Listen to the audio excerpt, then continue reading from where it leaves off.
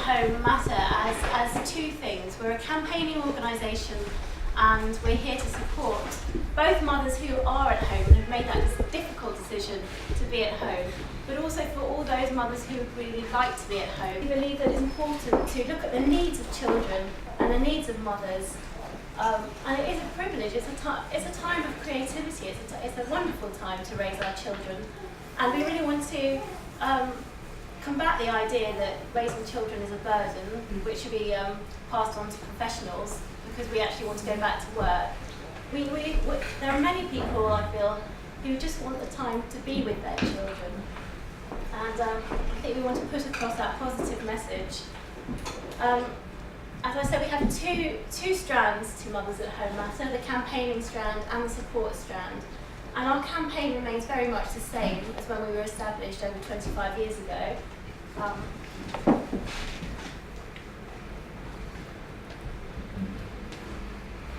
So we've identified sort of 4 key areas. The first is to campaign for a tax system that works for families. Our current tax system fails the family. It's individualistic and it doesn't take account of family responsibilities at all. In fact, it's one of the only tax systems in the developed world which doesn't take account of the family. And the British family pays 85% more tax than the French family, 11 times as much as Germany, and 2 times as much as the US family. What we want to see is a tax system that is fair and neutral, and one that really supports the family. And we've been working quite hard with CARE, the organisation CARE, to campaign and to push for a fairer family taxation system, and that is ongoing.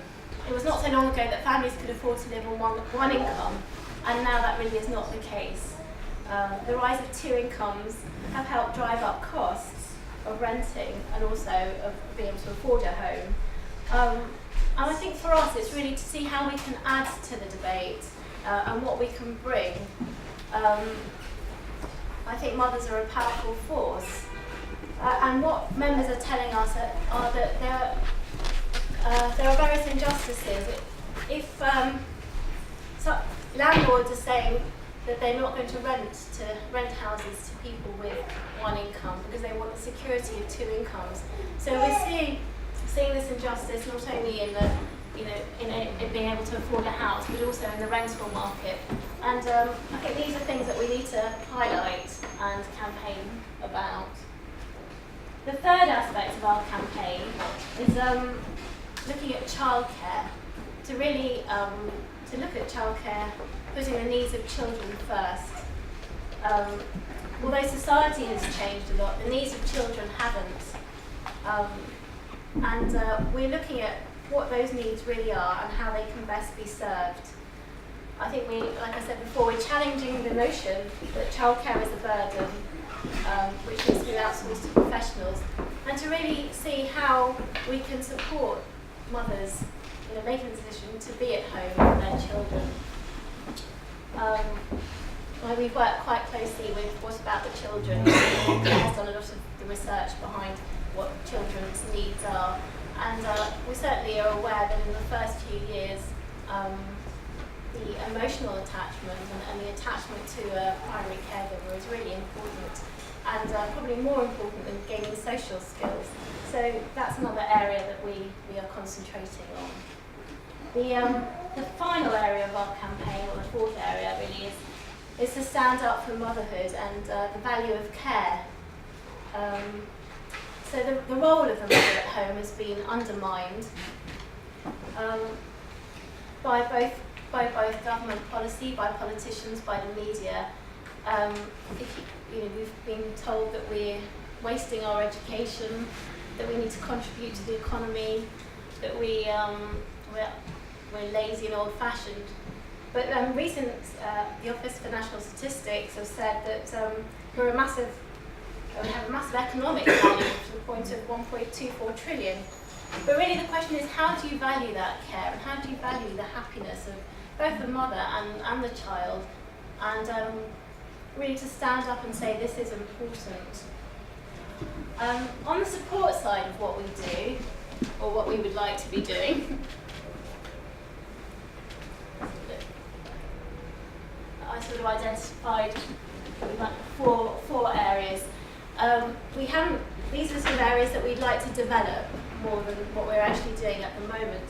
So one area is looking at maternal mental health, and Emily's going to come and talk to us in a minute about that, and we're going to help Emily with her project on buggy tags, which she will tell you about. The other area is supporting each other. So we've got the newsletters, which Claire's done a marvellous job, and we're looking for a new editor. Unfortunately, Claire's stepping down. We're going to reinvigorate our blog. We've got an online mothers group session, which Catherine has been running, but we're going to reinstate that in January. And also, this will be where you can link with each other on Facebook, on Twitter, Instagram, and YouTube. But these are areas in development. The other two areas, again, which I'd like to work on, is I think we've got to recognise that for many people now, paid work,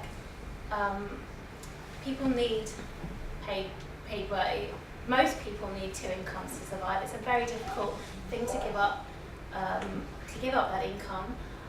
We want to support people to be able to make that choice. I think one of the big barriers to becoming a stay-at-home mum is the fear also of giving up your career, and can you get back into it at the end.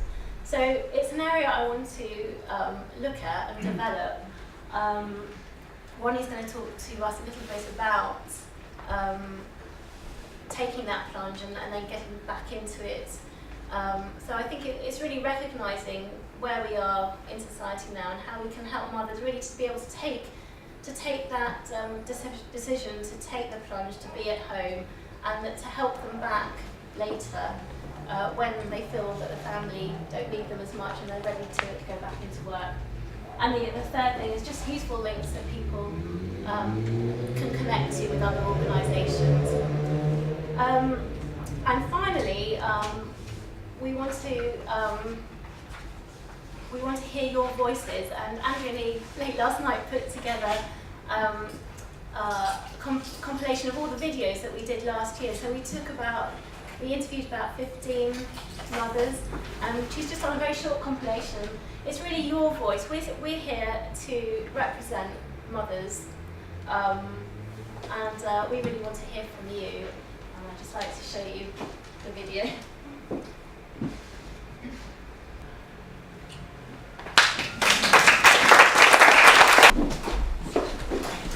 Thanks. What a good video. I hope many of you could hear that. Hopefully you'll send it around for those that can't. Yes, so my name's Emily. Esther and Anne asked me to come and talk to two people at the same time. Asked me to come and talk because obviously, the maternal mental health stream that they're wanting to work on is really important to me. I've kind of been involved with Mothers at Home Matter for kind of best part 3-4 years, just kind of in the background perhaps. I've got a 4-year-old son, well nearly 4-year-old, called Oliver. And I'm also the founder of Mummy Links, which you'll have a flyer on your seats about, which is a free app to help mums beat loneliness and potential maternal mental health issues. And they just wanted me to tell you a little bit about my story, a little about Mummy Links, and a bit about the buggy tag scheme that you mentioned. So I was unlucky enough to be the 1 in 5 or 1 in 4 mums that struggled with maternal mental health issues. For me, it started with anxiety and then turned into postnatal depression. And in hindsight, I also struggled with anxiety in pregnancy, but because mental health wasn't on my radar at all, I didn't notice that. It really kicked in when my son was about 3 months old. He started sleeping perfectly through the night. I know, very lucky me, but I completely stopped. I survived the next 6 months just on 1 hour's sleep a night because I had chronic insomnia. I tried sleeping pills, meditation, trying to exercise and things like that, and nothing worked. And I got to the stage where I often just wanted to run away, or even worse. And I felt like I was failing as a mother, and in one way I was. My mum was actually looking after my son a lot, but it wasn't my fault. I had this awful illness, and I was scared to be left on my own with him. I truly didn't think I could do it. not because I thought I would hurt him, although that can be a symptom of postnatal depression, but I had this irrational fear that I was going to suddenly become ill and wouldn't be able to look after him in that moment.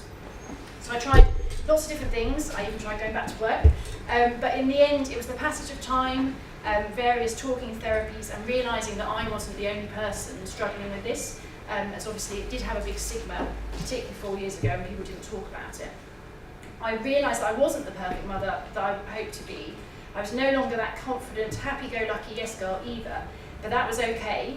If all I could manage to do was get through the day in our pyjamas, that was absolutely fine. And that lifted a huge weight from my shoulders. I felt little wins every day. I saw them where I hadn't before, and before I'd just seen this huge overall failure. So when I started to get better, I started looking into causes of postnatal depression, and there were two factors that I highlighted particularly in my experience. First was the loss of identity, and second was loneliness. Now, I've always found my identity in academic and career success. I got top grades, went to a top university, had a top job. And as we all know, being a mum isn't something the world rated, so I really struggled with that. And at the time, I didn't rate being a mum either, I'm ashamed to admit. Luckily, I do now. And it truly is the most important job in the world, but because the world don't see that, and the world I was in didn't see that, I didn't see that. But having struggled with my own mental health, I can see how important it is to have a mum at home to help children then manage their mental health going through life, as the world we're now set up doesn't really help us for it. And I don't want anyone else to suffer like I did, whether it's our generation or the next generation or beyond. So I'm now passionate about changing the views of motherhood. I often talk on BBC Radio and things about this, and I'm excited to see that how many mums are here, and lots of mums that are kind of going against the grain and staying at home. The second factor I mentioned that I identified as loneliness, both physical and mental. So physically, we all know being a mum can be very, very lonely. I found hours left at home on my own in the house with either a sleeping baby, because I didn't want to risk waking him by going out, or a screaming baby was awful. And the more time I spent in my house, the scarier it became to leave. And I just got to the point where I just wasn't leaving my house at all. I think, what if he screams the whole time when I'm out? What if I burst into tears? What if? So many what ifs. And so I started to panic with anxiety in the most mundane situations. I'd been in a cafe with mum friends and a queue at the supermarket, just at the thought of being on my own. And I got to the point where my world just got smaller and smaller. So eventually I set up a WhatsApp group with about 10 mums in my local area, and it grew quickly. And when any of us fancied heading out, we would just pop on there, fancy going to this park or this soft play in 10 minutes, and you could be out seeing someone really, really quickly. That became my lifeline, and I know it became lots of my friends' lifelines too, because when you're struggling with maternal mental illness, you can't sign up to baby classes because you don't know how you're going to feel. And I hated arranging play dates with my friends and then cancelling them at the last minute because I was too anxious to go. So the ability to post and then be out 5 minutes, 10 minutes, half an hour later was a lifesaver. So I've now turned this into a free app, which is Mummy Links. You've hopefully got a flyer if you're interested in it. And it's a safe place to meet mums for local play dates. It's invite only to keep mums safe, which does mean it's a bit of a nightmare for getting it out to people, but we're really getting there. I launched it in June and we've got about 1,000 people using it at the moment. It's not another site or app to sit at home chatting through the platform or arguing about how to raise children or collecting online friends because they fit into our social demographic, but it's to get mums out of the house and meeting local mums, whatever situation they're in.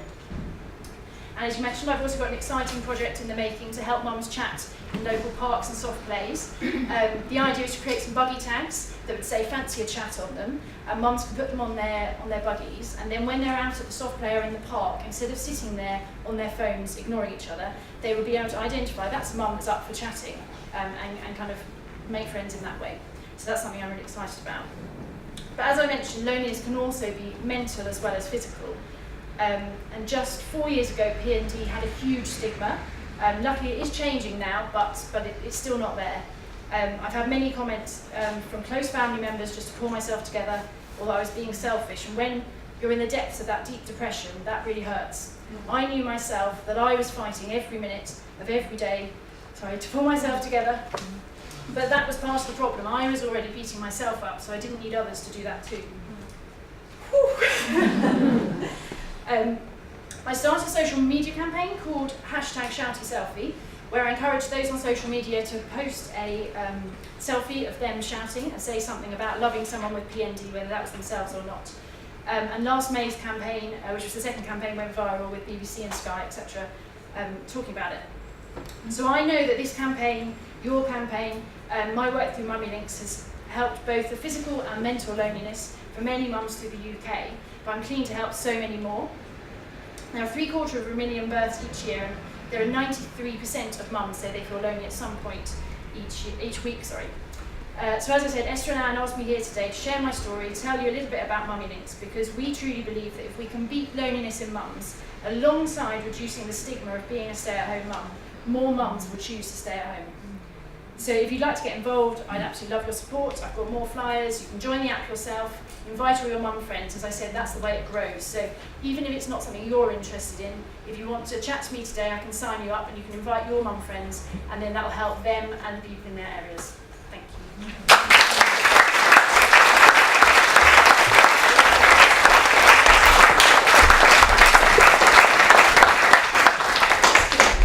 Just to say that we've got about half an hour at the end of the morning where you can ask questions to any one of our speakers. So we'll reserve it at the end. Thank you very much, Anne. As I said, I'm Ronnie Cloak-Brown, and I'm really delighted as part of Career Break People to be sponsoring today's conference and the really important work that you and Mothers at Home Matter do. So as you all know, taking a career break for family reasons is so valuable, and I believe should be considered as an equal choice as returning to work or continuing in part-time employment. And a career break really forms part of a portfolio career, and I think if you think of it in that sense, it makes it much easier to have a respected choice to go forwards. So people on their career breaks do have their talent tapped, and they make significant economic contributions, including raising the next generation, preventing loneliness, volunteering, helping in schools, providing community support, and much more. And so having taken an extended career break myself to raise my 3 sons, I wanted to provide tangible products which would help people at every stage of their career break keep up their knowledge and their confidence. Now these can so often be diminished unnecessarily, but if they are maintained, they really enhance the life transitions, which can include returning to work when the time is right for you and your family. So I founded Career Break People, and I just wanted to briefly explain what we do. So we support you at every step of your career break, and when you start, we've got a personal skills log that you can use to tally all the work that you've done to date, and also keep logging life experiences and skills that you develop along the way. And then during your break, you can keep your mind active, develop new skills, and meet new people with our Pondero Pilates for the Mind series.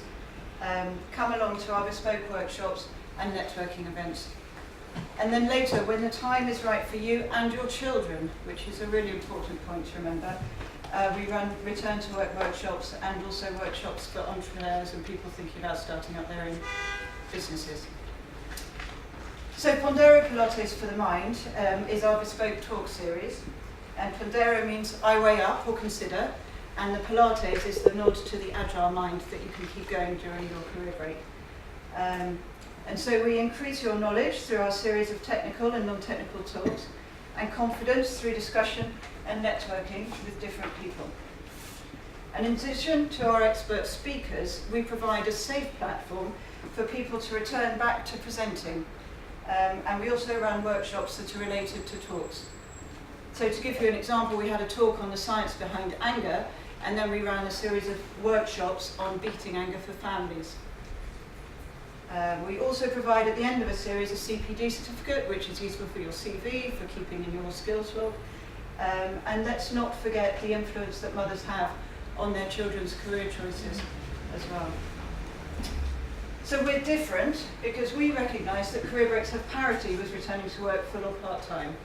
And our focus on the individual means that we run small, intimate workshops and bespoke events which all run during the school day. So none of this trying to get up to London for 9 o'clock in the morning. We would make sure that there's enough time for mothers to make it, having dropped their children first thing, and then are able to return and collect their children after our events. And we keep up personal contact through support and networking, and we want to expand through franchising or in different areas. So if you're interested in us running any events in your area, please do come and speak to us later on. So just... Career break people have been absolutely instrumental in getting me back to work. When I did the return to work workshop last year, I had no idea how transformative it would be. Not only giving me confidence on a professional level, but also emotionally. It was like it was the first time I'd actually been told it was okay to have been a stay-at-home mum for a while, and actually there was inherent value in that. Thank you so much. So thank you very much for your time. I just wanted to be really brief because I know you want to hear what Alison has got to say. It's far more interesting than me. But I really look forward to meeting a lot of you over lunch. And do, as I say, do come and talk to me if you'd like me to come and run some events in your area. Okay, hello, I am Claire Pay. I have been the newsletter editor and vice chair, and I'm delighted to introduce our speakers today. We are actually going to take questions for the speakers after each talk, okay, in between. But then at the end, you'll see from your programme, we'd like to have a little discussion because there's so much experience here, and we'd like to hear what people think about being at home, maybe have a bit of counselling session, get things off your chest, all of that sort of thing. So, personal stories, save those till 12:45. But any questions for the speakers, straight after their talks, we'll have a bit of a Q&A. So we're delighted to have Alison Pearson. It's a real treat. I'm really looking forward to hearing her. She is a journalist. She's been involved with news media for several years and is quite outspoken on the value of mothers being at home and the value of mothers in their children's lives. She's written a couple of books, at least. The first one, I don't know how she does it, was made into a film with Sarah Jessica Parker. And her latest one, How Hard Can It Be, which really appeals to me, is for a youthful middle-aged mother, such as myself, returning to work and juggling ageing parents and annoying children who are slightly older than they were. So that is available to sell today, £5, half price, and you can take it away with you. So. You've got a signed copy. Oh, a signed copy. You don't get that on Amazon. So I'm going to hand over to Alison. Thank you very much. Thank you to Claire and to everyone who for inviting me along. It's an enormous pleasure to be here today, although to be honest it does feel slightly strange to be addressing something called Mothers at Home Matter. It's a bit like going to a fruit growers convention called Sunshine Found to be Beneficial, or a motor car conference entitled Round Wheels Are Better. The fact that Mothers at Home Matter should even be up for debate does seem to fly in the face of nature, who is of course a mother herself. Now, in any given week, my job as a newspaper columnist, I would come across several stories which prove beyond reasonable doubt that mothers at home matter. To take just two examples from the past few days, on Monday we read the headline, Mothers Taught to be First Line of Defence Against Extremism. Bradford City Council is running a course called Empowering Mothers Against Radicalisation and Grooming. The idea underpinning the course is that mothers, all mothers, be they Muslim, Jewish or Christian, or just a devout follower, as I am of St. John of Lewis, will have the most influence and ability to shape their children's thinking, plus that crucial maternal sonar to detect any abnormal or alarming behaviour.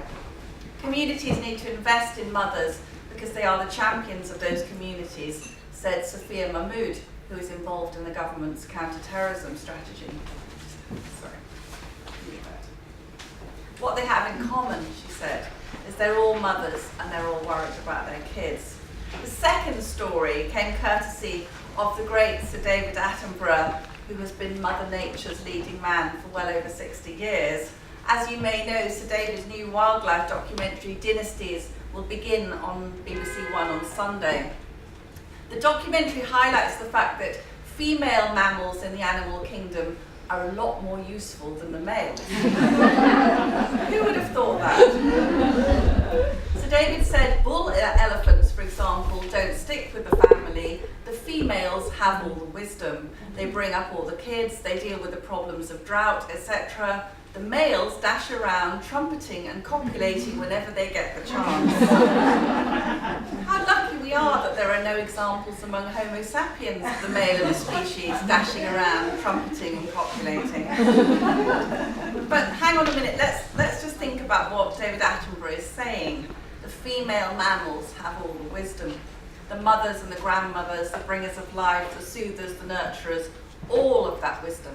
Some of it maternal instinct, some of it handed down from mother to daughter, all of it absolutely vital for protecting their young. The female mammal plays a uniquely powerful role to ensure the survival of the next generation. So David also pointed out that the development of the contraceptive pill had given women more options and changed society enormously. The huge dominant factor among mammals, Attenborough said, is how you rear your young. Now we have ways of dealing with that. Yes, we do. We have new ways of dealing with reproduction and rearing our young. But how good are they, honestly? How well do they work for mothers and their children and for society as a whole? I thought I'd briefly share my own experiences with my own family because it's quite a good snapshot of how things have changed.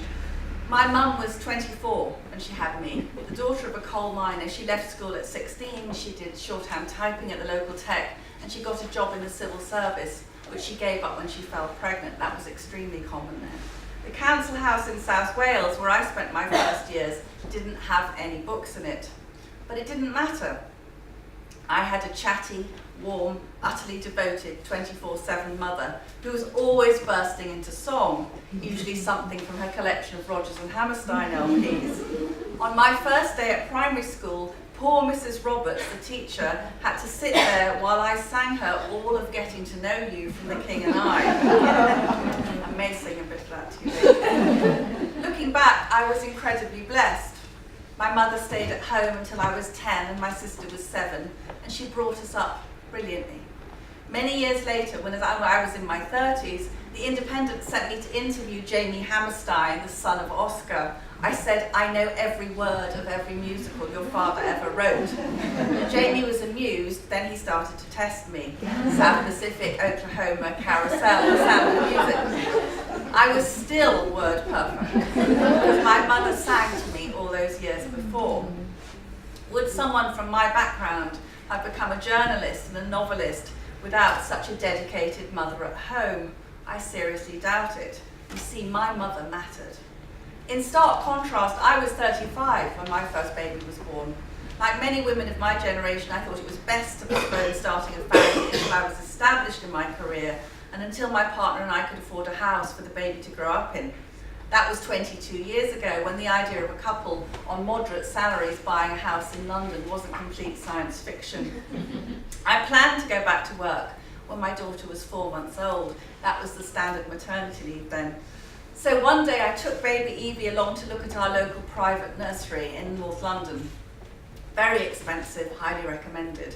We got inside the nursery and a very nice Scottish lady in charge took us to the baby room. It was like a Romanian orphanage styled by Sir Terence Conran. About 8 or 9 cots placed around the walls of the room. I asked that nice Scottish lady what would happen if Evie didn't wake up when it was feeding time. Oh, she said, they soon get used to the routine. And I had this overwhelming impulse to run out of that nursery. I simply couldn't bear to stay there a second longer, because the thought of my baby waking up there by herself without her mother filled me with dread. As Attenborough might say, the wise she-elephant knew instinctively what would be bad for her young. I was incredibly lucky, of course. We could just about afford a nanny if I gave her almost every penny that I earned, literally.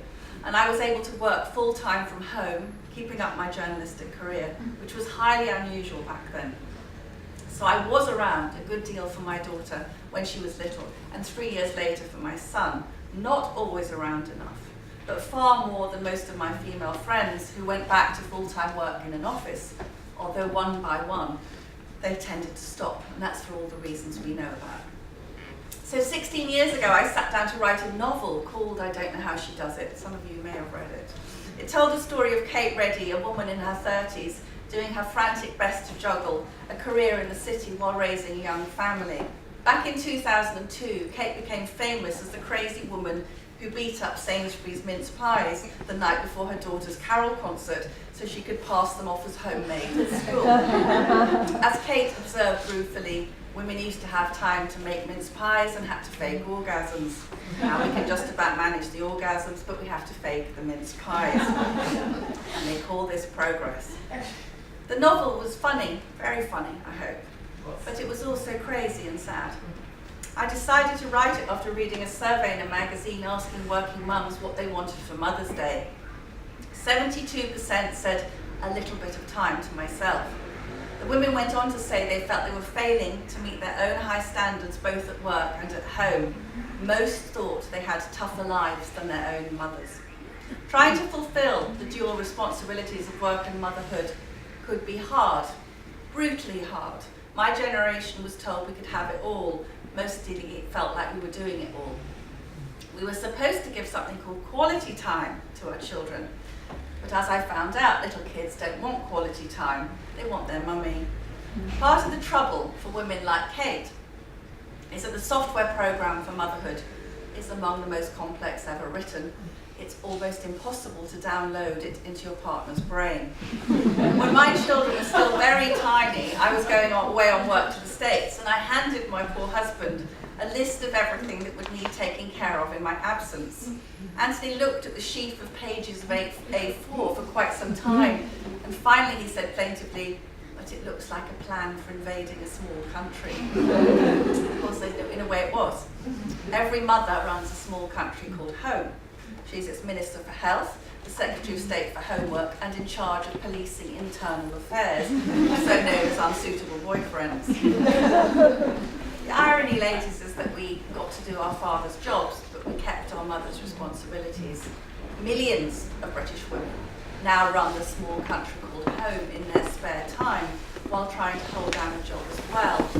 The result is a double shift for women, which can lead to all manner of madness and stress and depression, and relying a bit too much on wine o'clock to help you make it through. I should say when the book came out that I had hundreds and thousands actually of letters and emails from readers sharing their own experiences, what it was like to juggle work and home. Some of them very sad, some of them absolutely hilarious. There was one woman who said that she'd gone back to work after her second baby and she was still in that milky fug you're in when you're breastfeeding your baby.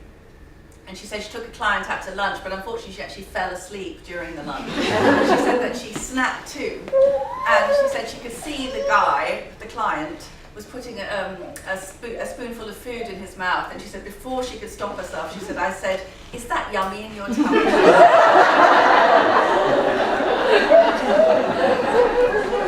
I was very interested in that way that women, it's less so now, but that you have to pretend. It's like you have this secret life, which is the affair you're having with your children, and you're not supposed to bring it into the world of work, which was designed by men for the benefit of men, not for women. That's the truth. So the main reason I sat down to write I Don't Know How She Does It was that even though I was an exhausted working mother with no time whatsoever, I'd had lots of really difficult times with my family when I wondered what price my friends and I were paying for having it all. There was a week when I had to fly to Los Angeles to interview people when my son was 10 months old. Every morning I'd call home and Anthony would say, "Oh, everybody's fine, they're all fine, the baby's got a bit of a cold, don't worry." When I finally got home, I walked into the kitchen and I knew instantly that things had not been okay. Tom had been running a high temperature and had hardly eaten anything while I'd been away. I will always remember the smile my son gave when he saw me. Even though he was incredibly weak, the smile looked as though a light bulb had come on in his head. And I will always remember the shock of lifting him up and him almost flying out of my arms, so much weight had he lost. My husband was wonderful with the children, but I knew that my family had not coped well without its mother. That night, as the baby woke me 5 or 6 times just to check Mummy was really back, I had time to ask myself all the hard questions the woman who juggles work and home is doomed to ask herself.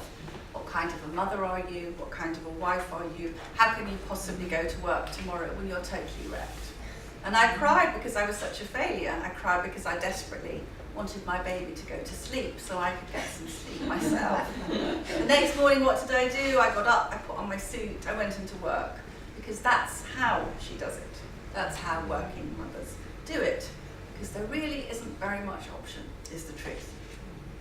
What happened between 1960, when my mother gave birth to me, and 1996, when my own daughter was born, is called women's liberation. Now, I am the beneficiary of that liberation, so any criticisms I make with extreme caution, because I know that I have had so much more choice than my mother had, and I have had a deeply rewarding working life in addition to being the mother to 2 wonderful children, now young adults. But I do think it's worth looking at what we've lost in those 36 years and how it came about. At my beauty salon recently, I was chatting to 2 therapists in their late 20s about their hopes and plans. Saving for a deposit on a house was their primary consideration. Marriage and children could wait. They would be lucky, the girls laughed, if they could afford a place big enough for a baby by the time they and the boyfriend were 33. Then, and only then, would they start trying. I suggested that you really didn't need a house, let alone a nursery, before you got pregnant. Babies don't know any different, I said. All they need is your love. The young women exchanged despairing glances. It's all changed from your time, one told me. Even if you can afford a place, there's the childcare on top. That's a fortune. Don't see how Matt and me will ever be able to afford it, the other side. But you'd be a fantastic mum, Alice, I insisted. And I was right. She would be. 29-year-old Alice is exactly the kind of warm, capable person we need to be raising the nation's children. But Alice and the other girls in the salon find themselves at a point in history where the stay-at-home mother is practically an endangered species, and motherhood itself is increasingly regarded as some kind of costly optional extra. Remarkable figures published earlier this year by the Institute of Fiscal Studies revealed a seismic social change. The study found that only half of mothers aged between 25 and 54 were in work in 1975. By 2015, 72% went back to work, leaving their infants in the care of others. Now, invariably, you probably noticed this, we're invited to cheer these great leaps forward for womankind. Even the Conservative Party, that long-time guardian of family values, has started boasting that it has got, quote, more women than ever before into work. If you pause for a moment to heed a small inner voice that whispers, but what about the children? You are a party pooper, a deluded dinosaur hankering after the dark ages when wives were tethered to the twin tub and had to ask their husband for money. I get that. I really do. I vividly remember the coquettish little pantomime during which my own mother was given her housekeeping money by my controlling father. How keenly Mum relied for a small amount of independence on something very precious, which was called family allowance. With my feminist hat on, I'm delighted by the long overdue expansion of opportunities for my sex. I don't want all the judges and doctors and police and politicians to be male. I never ever wanted to be dependent on a man for money, because I saw how vulnerable my mother was and continued to be after my father left. Still, that small voice again. What about the children? It's not just the toddlers dropped early at the childminder, sleep gumming up their eyes, who have only a few brief hours a day with their frazzled parents that I worry about. There's young women like Alice who don't have some fabulous career which commands big bucks and bilingual nannies.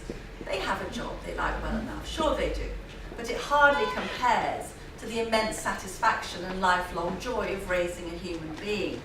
I reckon that Alice and young women like her have been sold a lie. They have been told that mothers at home don't matter, that jobs matter more.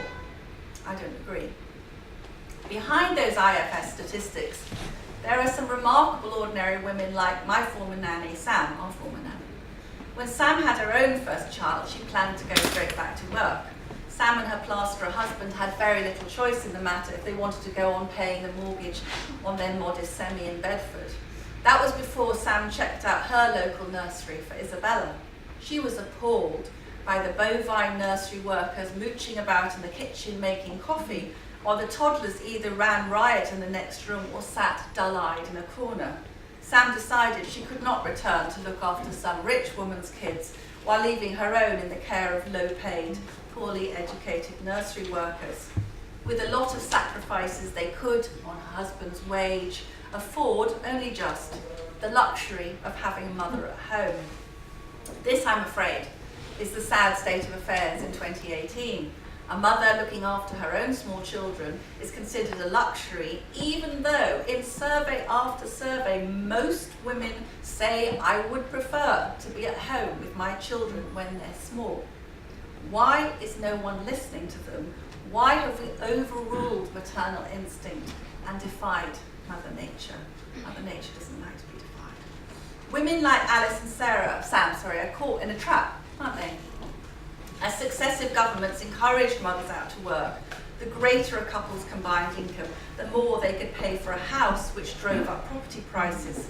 You now need a dual income to live in many areas of the country, certainly the southeast, even when one parent would prefer not to work, mum or dad. That is turned off, so I can't Sorry. with that at the moment. That choice has become increasingly unaffordable. The number of working-age mothers with a job has risen by a staggering 50% over the past 4 decades. This has probably been the single biggest contributor to the growth of British GDP.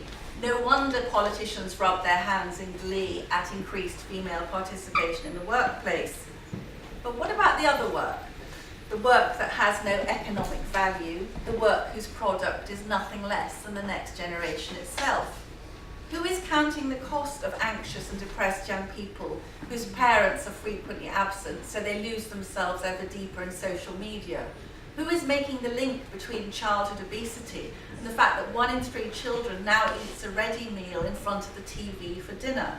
They're stressed out working mums, rarely have time to cook. My mother always cooked from scratch, and there wasn't a single overweight kid in my class. What do we think lies behind the growing scandal of young children not being able to speak or read properly when they arrive at school? A reception class teacher friend, she's been in the job for 30 years, tells me that she has seen speech problems increase exponentially because little children are not seeing their parents' mouths form words often enough, or they are looked after by carers too busy on their phones to talk to them. In Birmingham, a shocking study of nurseries and primary schools revealed that many children struggle during meal times because they're not used to sitting at tables or able to use a knife and fork. They cannot communicate in full sentences or go to the toilet by themselves.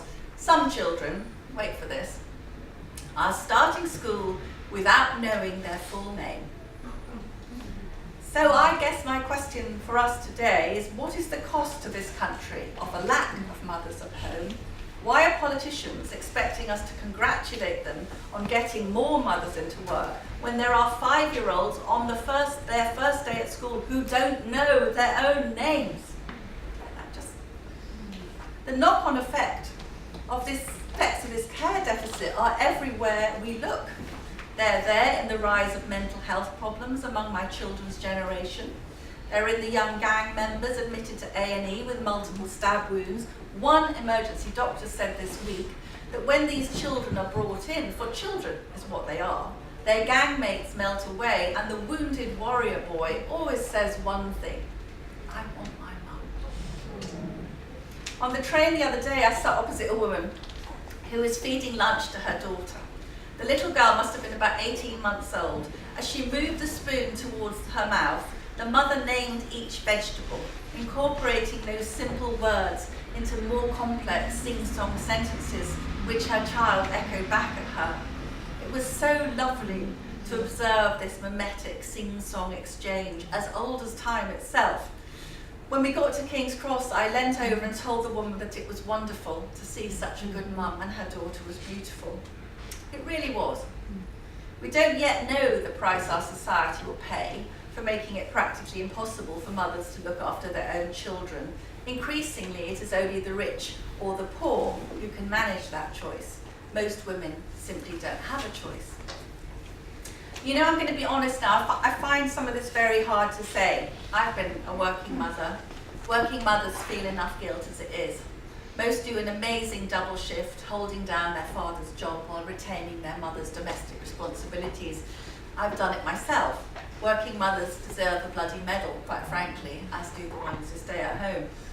The fact remains that professional middle-class women like me who can afford decent childcare have established a template which has been imposed on women like Alice and Sam, who will struggle to ever afford an adequate substitute for their own motherhood.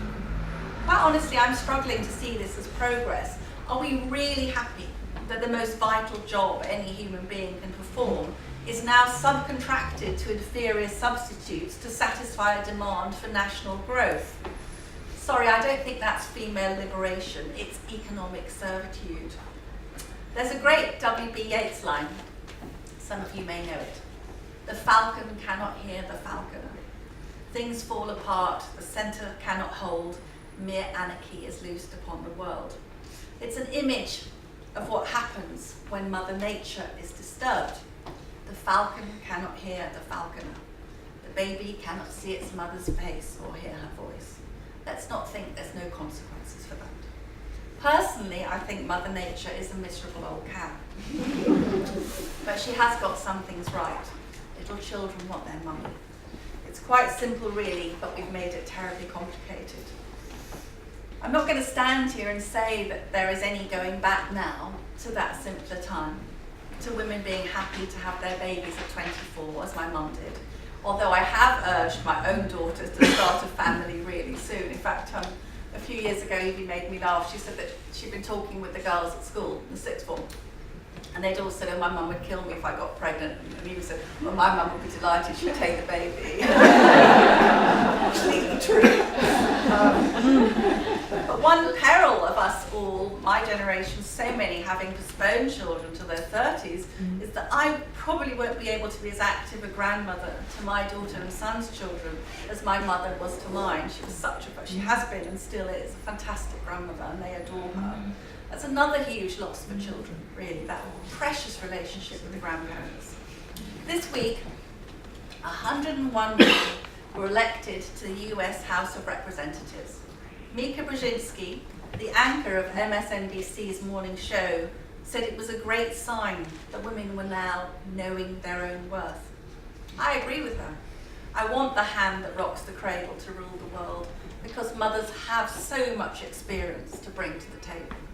The females have all the wisdom, says David Attenborough, and that wisdom is needed in the wider world as well as at home.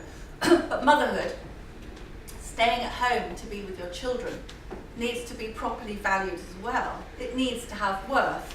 The people who do it need to feel worthwhile. It needs to be encouraged as a valid choice, needs to be appreciated for the vast contribution it makes to society.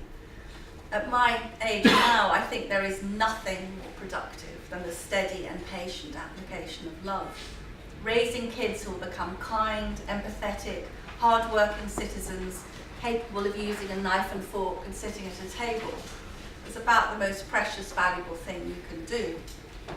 I forget who it was who said, if you want to create a genius, lock a baby in a small apartment with a frustrated Jewish mother. Perfectly true. All mothers, think back to the maternity ward, all mothers are hopeful and aspirational for their newborn baby. All mothers want their babies to be happy and do well. We need to harness the power of that mother love. Instead of incentivizing women to go out to work, we should be rewarding them if they decide to stay home for a few years. Every effort should be made to make employment as flexible as possible so women can drop out of their jobs for a few precious years with their kids, then rejoin the workforce later with all the skills they've accumulated as the household CEO. Now, in my new novel, I'm just going to read you a tiny bit. In my new novel, Kate is 6 months away from her 50th birthday, going through the menopause, unable to remember anything, has to lie about her age to get a job. She pretends she's 42, and as she says, the great problem with being menopausal and lying is that you can't really remember the previous lie. So she keeps thinking, but was I around? Was I alive for Kate Bush the first time round? I mean, it's all, very, very complicated. So there's lots of fun about that. But she's a dear friend of mine who did give up her city career and had to raise 4 wonderful daughters. And she tried to keep going. I think she kept going till the third baby, and then of course, as many of you will have experienced, work made it harder and harder. Just set her up to fail, basically, because she was on the mummy track. She was brilliant at her job, but they think if you're not 24/7 dedicated to it, then you're lacking in commitment. I think that's the phrase they come up with. Anyway, Miranda did take time out to look after her lovely girls, and then she needed to go back to work for financial reasons a couple of years ago. And she went to a headhunter who basically looked at everything she'd done, chair of the PTA, she wrote the bloody school pantomime, she was financial advice to lots of charities, chair of the parish church, kind of, managing the 191 quid that the church had. I remember her actually ringing me, she said that the vicar had cross-examined her on her suitability for that job. She said regularly moving 400 million around the globe, which is, was she going to be trusted to keep the receipts for £4.20? But Miranda went to this headhunter to try and get back into work, and she said he just looked at everything she'd done, turned around to failing school, extraordinary, all the things that every mother in this room knows that we do all the time.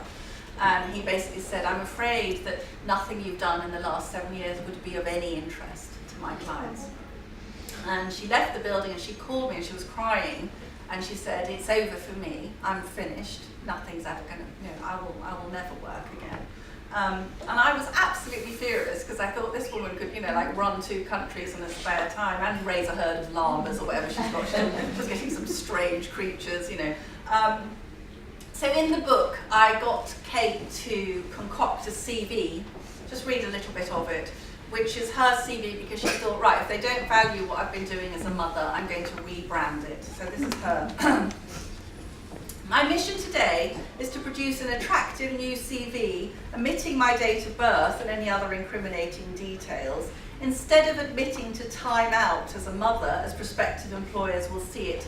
I must repackage what I have learnt and achieved since I left Edwin Morgan Forster as a mother, wife, daughter, daughter-in-law, loyal friend, school governor, PTA member, penniless yet imaginative house restorer, eBay addict, investor of parish churches, 1,900 quid. It's a cinch.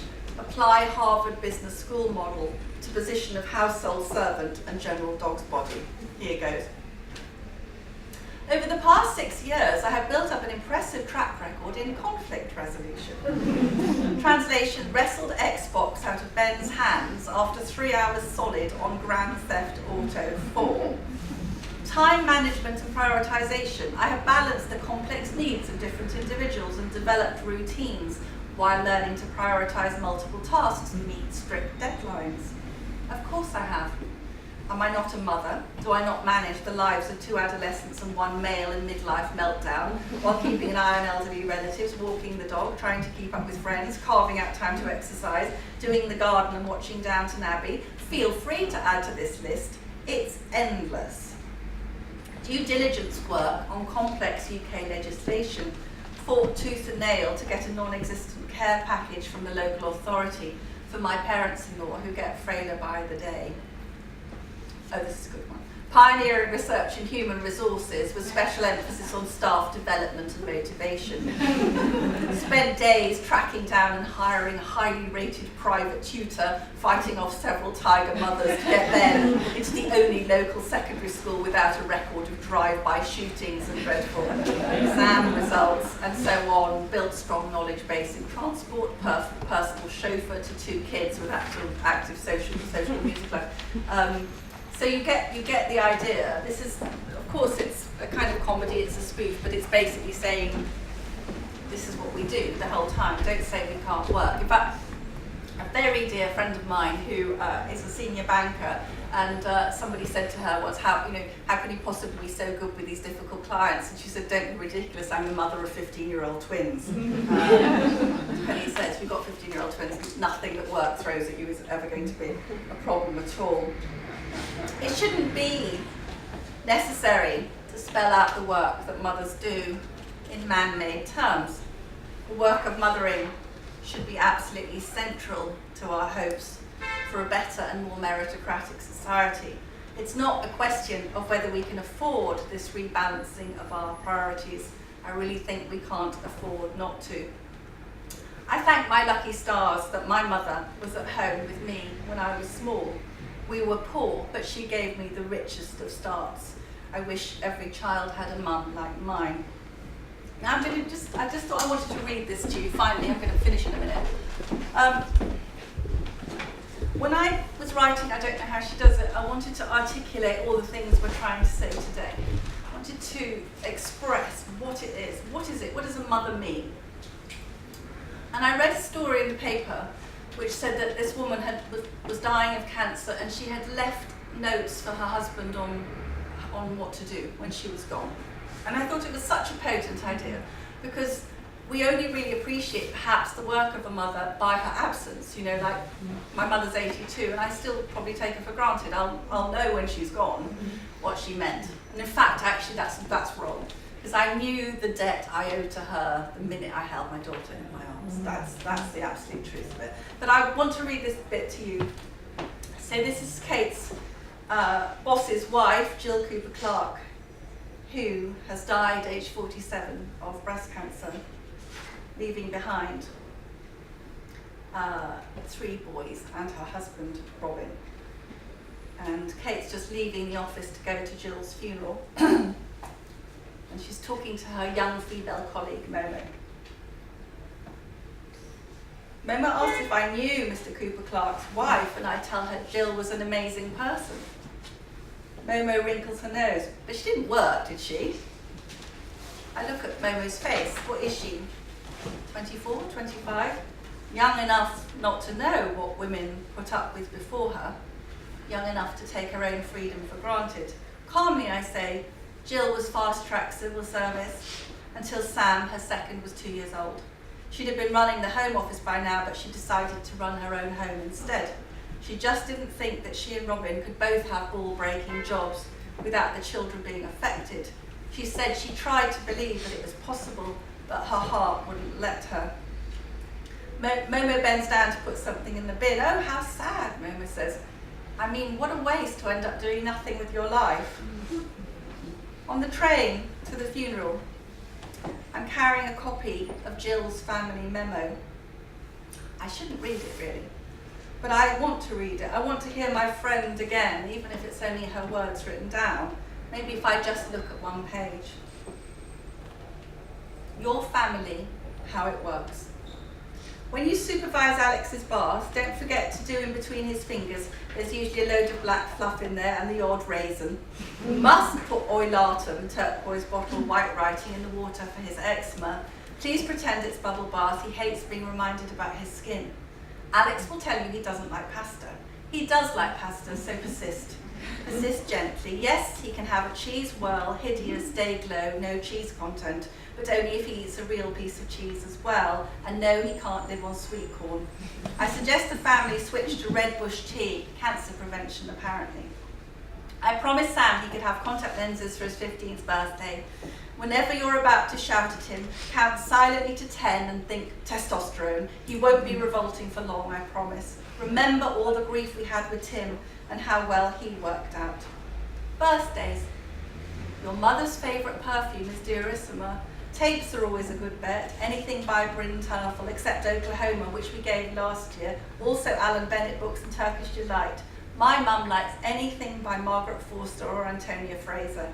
You might like to give Mummy my rings, or maybe you should hold on to them as one of the boys might want it for an engagement ring in due course. Godchildren. Your godchildren are Harry. Their birthdays are marked on the calendar next to the fridge. In the present drawer, bottom of study filing cabinet, are gifts marked with their initials, which should take you through to the Christmas after next. Simon and Claire's marriage is a bit rocky, so you might take Harry out and let him know you're there if he needs you. Don't forget Lucy's confirmation is in September. Any other problems? 1, how to work washing machine. You may need to know this. See the brown book. NB temperatures for your wool socks. 2, bin bag sizes. 3, cleaner, Mondays and Thursdays, £10 an hour. Plus we help Jean out with bigger bills and holidays. Single mother, daughter is Aileen, wants to be a nurse. 4 babysitters. Number in the green book, not Jodie, who had sex with boyfriend in our bed while we were reclining. 5, arnica for bruises, bathroom cabinet. 6, Ignatia for grief, yellow bottle on my bedside table.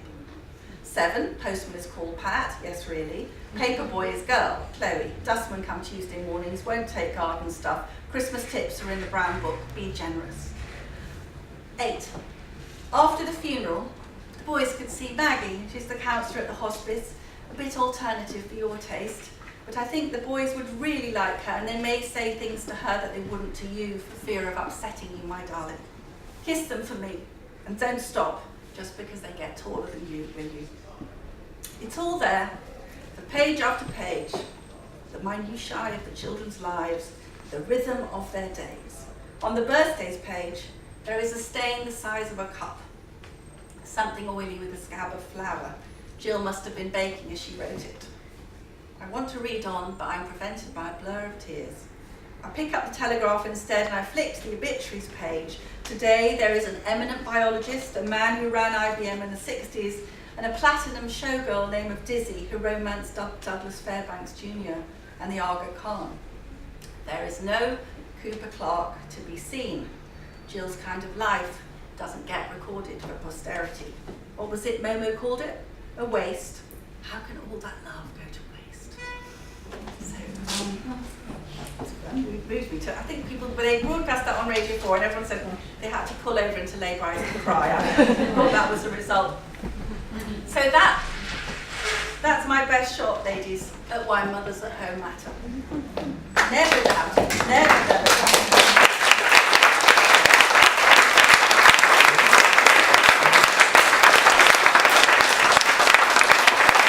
The question is, I think last week you were at the Telegraph's Women in Business big event, and the problem is mothers at home feel a lot of pressure or feel that they're being left behind, and they have to get on the bandwagon because everybody else is doing it and they're the only ones behind. And how can we actually change that perception and get the message out that it's okay to be out of work for time and then to go back into it? Well, I was very interested to hear what you're doing. In fact, it's a slightly longer story, but this new book, How Hard Can It Be, has been bought by the person who made Big Little Lies, and for a Netflix series. I'm hoping it will go ahead, and it will be centred on a women relaunchers group, a returners group, who will be trying to get their confidence back and come out of motherhood and go into the workplace. So I hope it's obviously something like that. So, that will.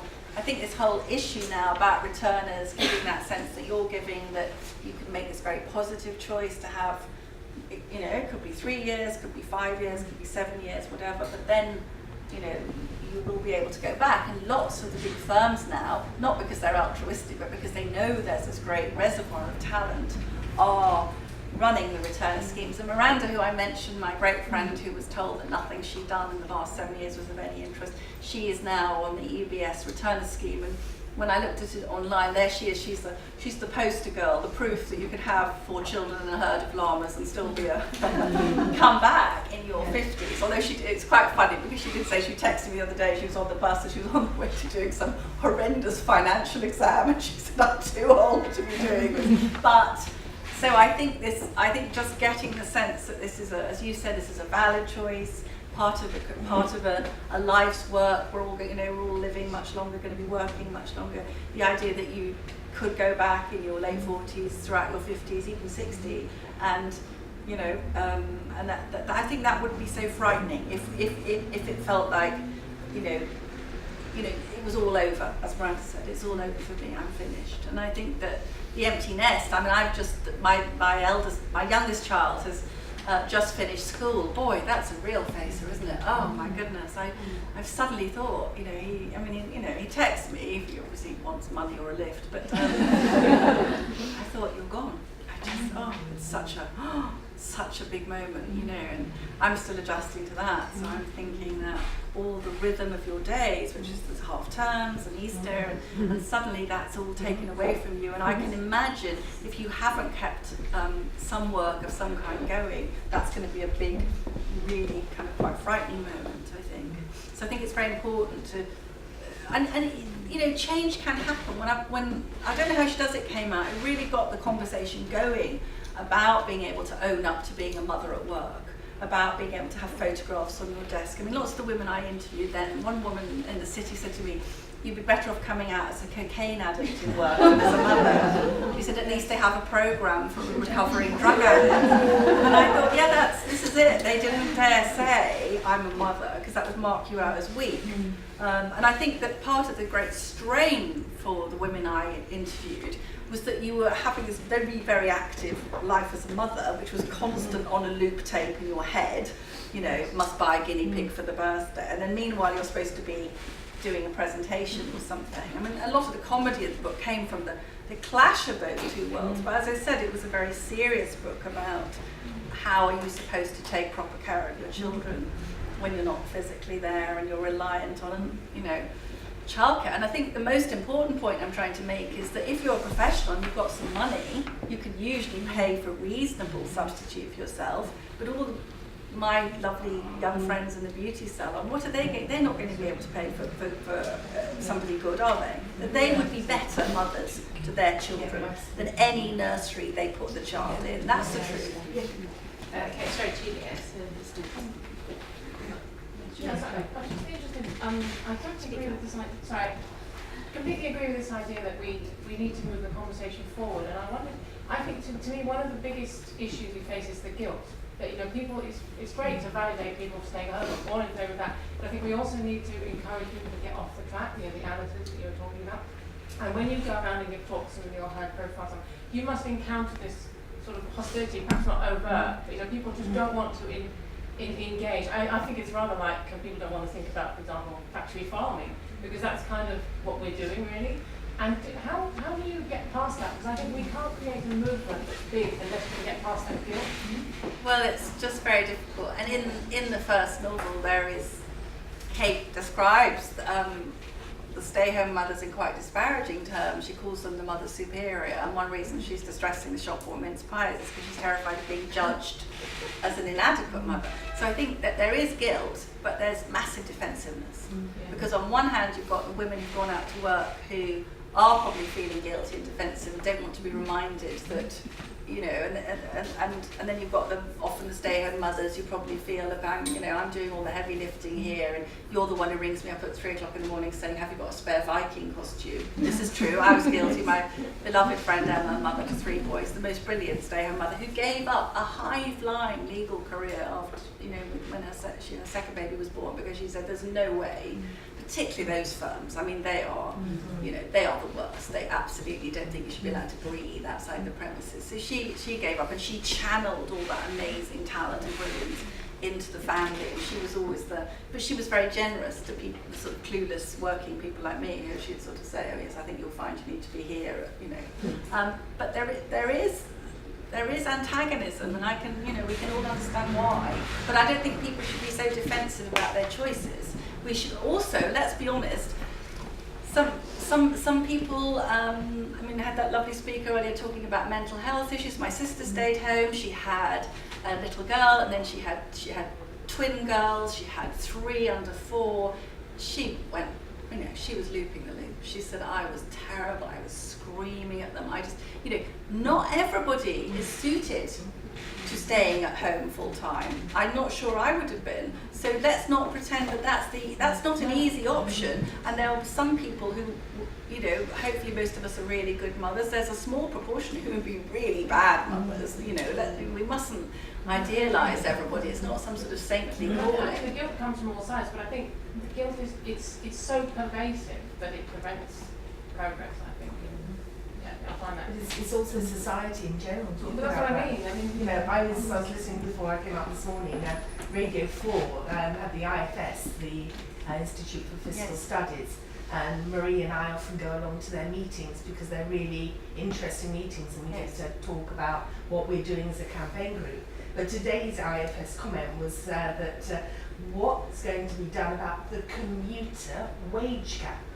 There's now not just a gender pay gap, there's a commuter pay gap. Why do women choose to work closer to their home than men? Why? Isn't it just so obvious someone from the Institute for Fiscal Studies tell us that? Goodness me, who else gone mad? Yes. There's a question at the back. What's the question? Right at the back. But did you have your hand up? Oh yeah, I did. I was just really interested in what the lady was saying about feeling guilty and what you said about some mothers being terrible and some mothers being good. No, I didn't mean, sorry, No. terrible. I mean, Yes, I know, I was just thinking of myself. chemically, my sister is, I'm quite depressive, my sister is quite depressive. She went to a very dark place. She said she was either yelling at, she said to me the other day, she looks back on it with horror, she said, I was either curled in a fetal ball on the floor crying or I was shouting at the children. She said, I shouldn't really have been allowed to be with them at that point. So all I'm saying is let's not idealise, let's not say this is always perfect. I happen to think that most mothers spending more time with their small children is an absolute benefit. That's all I'm saying. Absolutely, and I was just going to say sometimes I was a terrible mother and sometimes I was a lovely mother. Yeah. And with my second I suffered postnatal depression, so I know what you're talking about, and that was 27 years ago. It wasn't really talked about at all then. And but I think coming here, every year it's such a struggle to get here, but I'm always so happy that I've come. And just to hear you people talking and everyone talking, and I think it's communication that is going to be key, and not only feeling guilty or not feeling guilty, but judging each other, women who work judging women who don't work, and by saying, oh, I read the other day, I'm not the type of woman who stays at home making cupcakes all day. And I was thinking, oh, please don't be a woman and be saying this, but how can they know? And they've got to be defensive about the choice. As if you're going to be there doing the kind of Nigella bit when you're actually going to be sort of sorting out the trays and the wellies, Yeah, no, there are these stereotypes, aren't there? And then you've got the hard-hitting career bit. I do think it's quite interesting because Sheryl Sandberg, who's the CEO of Facebook, published a book a couple of years ago, which I had a real go at, which was called Lean In. And her suggestion to working mothers was basically they needed to work harder and be more committed. And I thought, most of us want to lean out, like on one of those boats when you go yachting. I mean, I'm practically like leaning out so far I've got my head in the sea. I mean, so I think there was a bit of a backlash to that, and I think that's quite positive. I think all these, I think people are starting to see some of the costs of this. I think it's positioning it that it's not saying if you're working that's bad. It's saying that should you wish, whether your children are little. Actually, I think it's something that's much underexplored. Is that when mine were going through the teenage years, that's the time when they often really need you. I would say that 12, 13, 14 girls getting into horrible sort of mean girl scenarios and things like that. So I think to actually say that, I took 2 or 3 years out because I needed to, really recharge with my family. I think if it was positioned as something that's not judging everyone who's not doing it, it's an individual thing, I felt like doing that at that time. I don't think it shouldn't be something that's a criticism of everybody else, And if we all talk about it, then we can have less criticism and less judgment, and then we can move forward, I'm sure. Last question. Yeah, on that point though, I mean, and Claire discussed it, I think at the national level and support getting things through policy and this, but also quite a big barrier, you kind of mentioned it in your discussion with your mother and your father, that relationship is actually the first form of support they can get is actually from the father of your children, which often isn't there. And I think that is a massive barrier to actually women being able to even feel like they can, especially then when we're talking about gender equality and well, the man can do it as well. Well, yeah, maybe, possibly, but at the same time too, where is the mother's right? Should there be a right where they can feel like they can take that time out? That they can nurture that side, that they recognize, but I think it's one area where I'm really politically incorrect. I know you're not supposed to say this, but I just think the mother's role with the child is subtly different. Somebody, I think I put it in the book, I said that the mother was the port, the harbour, and the dad will be out on the little boat sailing out, taking them further and further out each time, and each time they can come back to the mother, who's the safe harbour. And I could always comfort my children. My husband was great with the kids, a wonderful relationship with the children. I could comfort the babies much quicker. It was like they knew this is the set. Somebody said it brilliantly earlier. It's like that lady of the film said it beautifully, you know, that for the first year or two, you are that, they are you and you are them. And that symbiotic relationship, which is immensely powerful. I interviewed women who would say that they'd gone back to work and they'd just be out on the stairwell crying because they wanted physically to be near the baby, and that needs to be heard, because that is nature telling you need to be with that baby, you know. And that's not. I think we have overridden nature, and I don't think nature is easily mocked myself. I think there's a lot of consequences for, you know, like the postponing childbirth. Great, you know, lets everybody have a baby when they're 36, but sometimes it's not going to work, you know, and then you've got people disappointed. So all of female biology and needs seems to be subsumed into this model, which is designed by men for men. And I think that's wrong. And I think a truly feminist position would be to say, we have this biology, we have these particular needs. Why doesn't our society change to accommodate mothers, not us being signed up as men?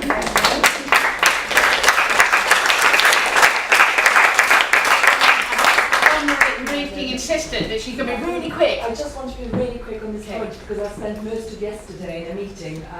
We explored why is the system not changing and why aren't people listening.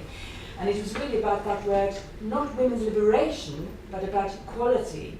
And as long as equality is based on measurements of lifetime earnings and a differentiation between what men earn over a lifetime and what women earn over a lifetime, I'm afraid our systems are driven to closing what they call the gender pay gap. No, I don't mean hourly rates, but I mean lifetime earnings. They will be determined, and they actually said in yesterday's meeting, which was academics and social researchers, we will break this cycle. We will ensure, you know, that this gender pay gap is closed and women will work more and men will care more. They will not stop until they achieve it, because it's sort of embedded in so many international and national guidelines. Have you had that same reaction? When I read these stories in the paper, I'm thinking, yes, but of course women have earned less because they've actually spent time raising their families. That's obvious, isn't it, what's happened? Why are we surprised? And that's been their choice. It's not like people have been glad to do that. That's right. So this idea that we're some sort of that it's oppressive. I mean, obviously, if you've got an absolutely spot-on same job, you know, we should get complete parity with that. But of course, if women are dipping out of the workforce, it was quite interesting afterwards, because one of the academics who actually was a lead researcher on this piece of work said to me over coffee, look, I can't say it, I worked on this study, but the mainstream thinking in academia and in policy making is just so powerful, you daren't say anything. So I don't even believe that having a gender pay gap, I mean over a lifetime, is a bad thing. But I can't say that. And so, you know, it's very worrying in academic circles and in policy making that nobody feels they can say or challenge mainstream thinking on equality. The opening sentence of Alison's blurb on the newsletter goes like this. It is a truth universally acknowledged that women make the world work in order that men can run it. Now, my husband misread that. He said, oh, this is interesting. Listen. It is a truth universally acknowledged that women make the world work in order that men can ruin it.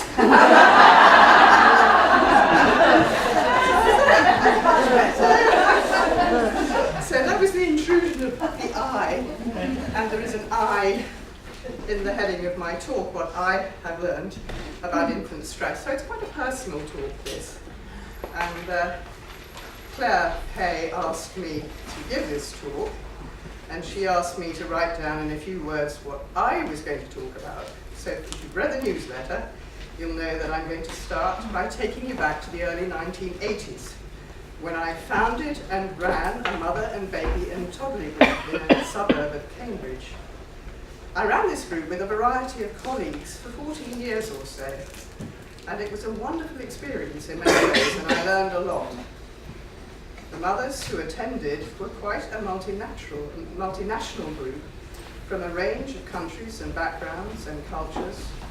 Also being Cambridge, we had academics, university staff, medical professionals, but also the workers who made the university work, the one thing they all had in common was that they were all mothers. And there was a great warmth and a sharing of their common experiences, and it was always quite a party with a very buzzy atmosphere, and I loved all the chatting and socialising with everyone joining in. As the years went by, the mothers slowly began to disappear, almost imperceptibly at first. The occasional au pair or nanny started to drift in. This was a free group based in a church hall, and there was no fee to pay, so that was easy for them. Then I noticed grannies and fathers, and the odd childminder who'd bring 2 or 3 little ones. And unexpectedly, the nature of the gatherings subtly altered, with the remaining mothers and the childminding attendees not mixing really at all. The au pairs would huddle together along with assorted childminders, chatting and laughing away, and the mothers and grannies and fathers tended to make a separate, slightly more serious group. Eventually, there were hardly any mothers left at all, and something very profound had changed, and that was the range of behaviours of the little children.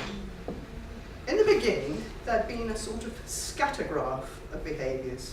Shy ones, less shy ones, more confident ones, assertive ones, slightly bullying ones, and then happily, crazily independent, individual, original ones. But a huge range of behaviours. But they were all mostly very happy and contented. By the early 90s onwards, when most of the attendees with babies and toddlers were childminders and not mothers, the behaviour range of the children had visibly, starkly and observably altered. Instead of a scattering of behaviours across the graph, I noticed the children's responses were landing at either end. At one end of the scale, they were sitting around quietly, sucking their thumbs perhaps, looking a bit indifferent, sometimes playing, but with a kind of disorientated absent-mindedness, or just drifting aimlessly around the room, mostly ignoring any toys or little organised activities, having failed to attract much more than passing attention from the chatting, socialising young au pairs and minders. For they were mostly on the young side, and of course they were relaxing. This is not surprising. These groups were initially designed for that, for those with very small children and babies at home to get out and about and socialise. So I'm not passing judgment here at all. I'm just observing the realities. At the other end of the scale of behaviours, of course, the little ones were rushing around madly, bashing and biting everything and everyone in sight. Again aimless though, quite hard to control, and seemingly without the capacity to settle at all, or play contentedly with anything for more than a few short moments, in spite of my colleagues' attempts to encourage them to join in the various little age-directed group activities we had there. Being between 1.5 and 3 years old, we didn't expect them to be school-ready yet. Although, did you know the brain grows to almost 90% adult size by the age of 36 months? That's very important to understand when learning about early development. I will add here that singing and music was the one thing that could make at least some of the wilder children pause and relax. I highlighted the 2 extreme groups, the passive and the hyper, to point out that many more boys were in the hyper group. So instead of chatting with parents as in the past, my job was now almost exclusively to attend to the children, to comfort and stimulate the quietly bored ones and help them take an interest, and calm down the uncontrollable ones and help them feel more settled, which was rarely easy. I am generalising somewhat. Things are never totally at extremes, of course, but on the whole, this is a fair picture of this group in the early to mid-90s. So what was going on here in this group? What had happened to the children? Why had a clearly observable alteration in their behaviours taken place? And did it matter? Was it a problem even? Were they anxious? Were they unhappy? Was something troubling them? Could this age group be experiencing stress at all? And if so, could they handle it? We'll deal with that one later. I wasn't imagining these altered behaviours. There was no cockeyed theory I was thinking up or trying to implement, or prove something to myself. I was totally ignorant at the time. It was just real, observable stuff. So I decided to look for answers. At this stage, I didn't have a clue what I was looking for, although I knew what the question was only too well. I began by looking at a few variables about the children, their personalities, their backgrounds, their cultures, their ages on the newborn to 3 spectrum. But in the end, there was one main thing that I did notice, and that was the differences in the interactions between mothers and their children and minders of their charges. These interactions were quite different. Again, I'm generalizing, but on the whole, the mothers treated their babies and toddlers like lovers. They spoke in tender, soothing, intensely loving tones. They stroked and touched and caressed their little ones. They gazed into their eyes with total absorption and took an intense interest in their activities. Their protective tendencies were huge. These children were clearly everything to their mothers. With the childminders, this wasn't really the case. The good ones mostly treated the children like little friends, not lovers. They were not totally disinterested, and they certainly weren't unkind in any way, although there was the rare exception. Some were definitely pleasantly attentive in general, like Mary Peacock would have been. But there were far more things on their young minds. There were far more things on their young minds than simply the children they were being paid to look after. I watched them putting on the little bonnets and gloves and coats that their charges had been for months. There was very little eye contact. I didn't know it then, but eye contact with babies fires and initiates the development of the synapses in the brain and encourages brain growth.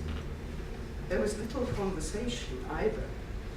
They were often chatting to their friends as they did the task, in the bonnets and talking over their shoulders, not really talking in tender, loving and absorbed tones, or taking a genuine delight in exchanges with the children like their mothers mostly did. They were not the mothers. And this was in the days before smartphones and tablets. Today you can buy pushchairs with special pockets for phones on the handles. And even mothers now are being tempted away from their children by these ubiquitous electronic takeovers of our lives.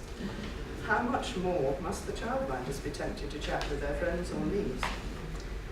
As it turned out, in summary, I was simply discovering the not unsurprising and even banal truth that children who were not with their mothers were being treated rather differently than they would otherwise have been, particularly in emotional and communication terms. But could that be a contributory cause to the children developing slightly different behaviour patterns? After all, correlation is not causation. And again, I came back to the question, did it matter? Was it just a temporary glitch? Were these communications and behaviours only happening during those hours on a Tuesday? What was causing these little ones to appear disorientated and unfocused? I didn't know, but I was concerned.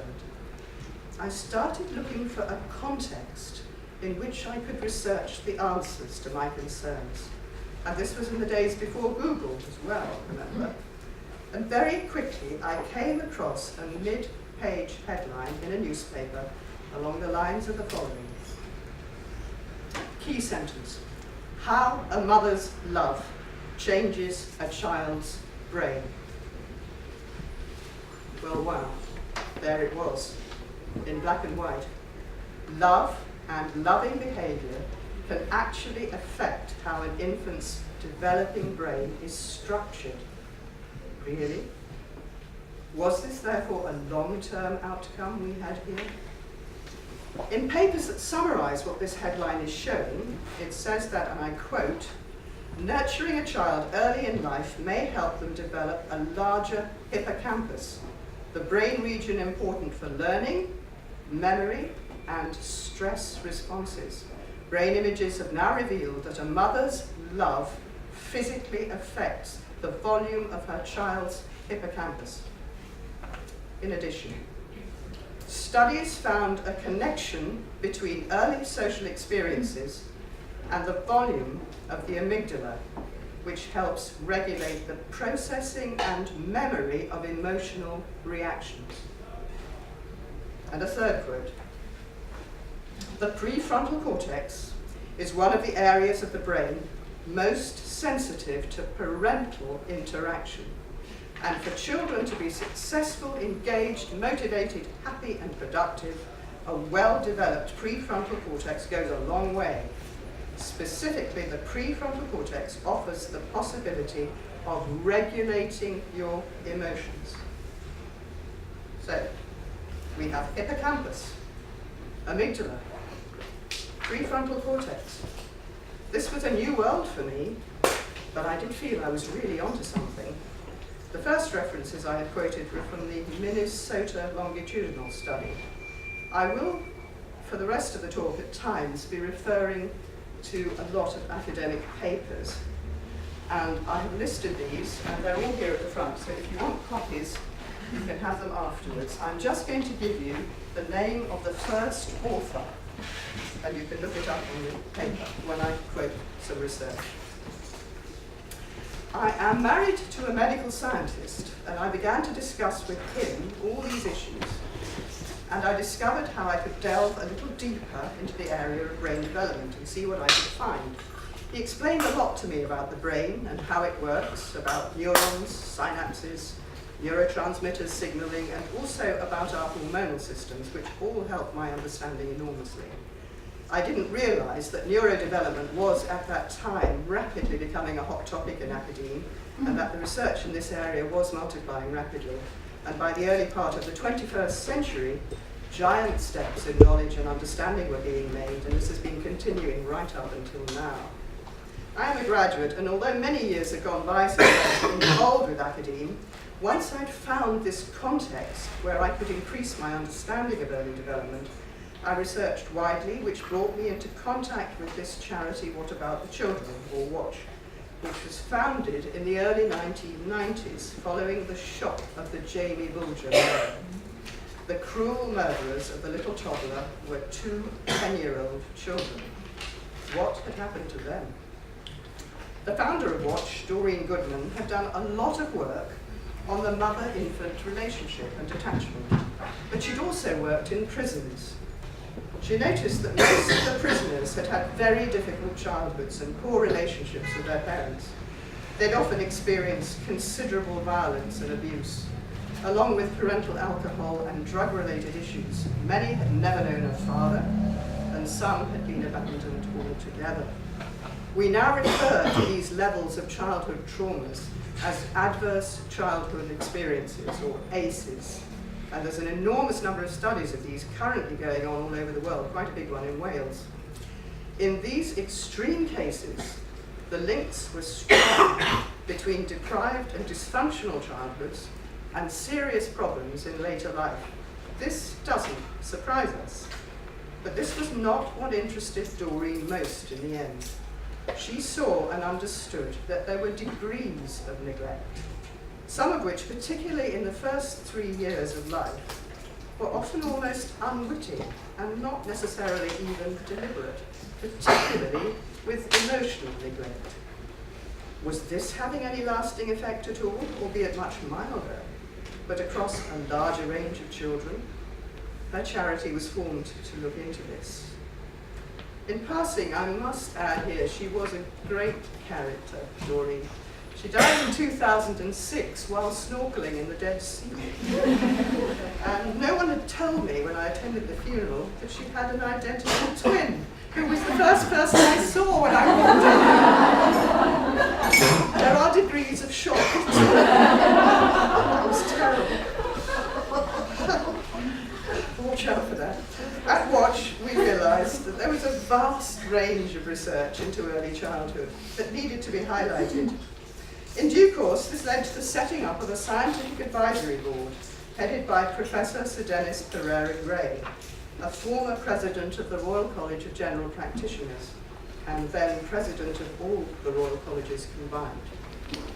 In particular, Sir Dennis was extremely knowledgeable about infant stress and its consequences, having seen many children in his surgery who were experiencing these consequences one way or another. He pointed out that a particular aspect of stress for adults as well as children is that it can lower the efficacy of the immune system. This, of course, can have many unfortunate short and long-term consequences.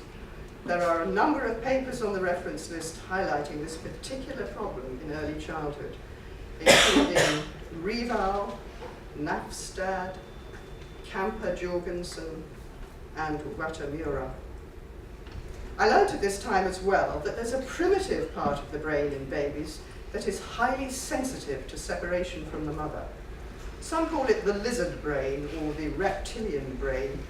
In evolutionary terms, for a baby, the mother isn't just the mother, but also the actual source of life itself. Without her, the baby would die, as do so many little mammals who lose their mothers for any reason. Nothing odd or unusual here.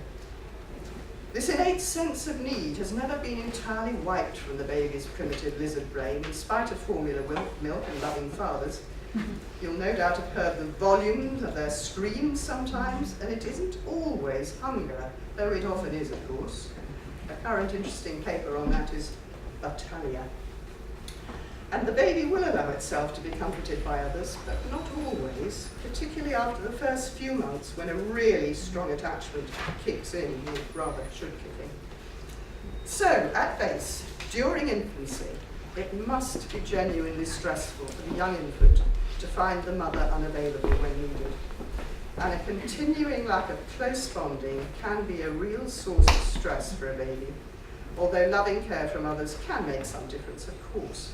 And there are other variables at play as well, like the personality of the child, the degree of closeness and security already established, inherited tendencies, and the closeness of any substitute carer. However, if you take a 1-year-old baby away from its mother, and then also away from anyone who really loves them, and place it in a noisy, unfamiliar environment for long periods of time, you can actually scientifically measure the levels of stress being experienced by the infant, if any. This is shown by the levels of a steroid hormone called cortisol, often known as the stress chemical. And it tells its own story that is quite independent of observation. There are many research papers indicating this, and these are on the list as well. Arnott, Vermeer, Druby.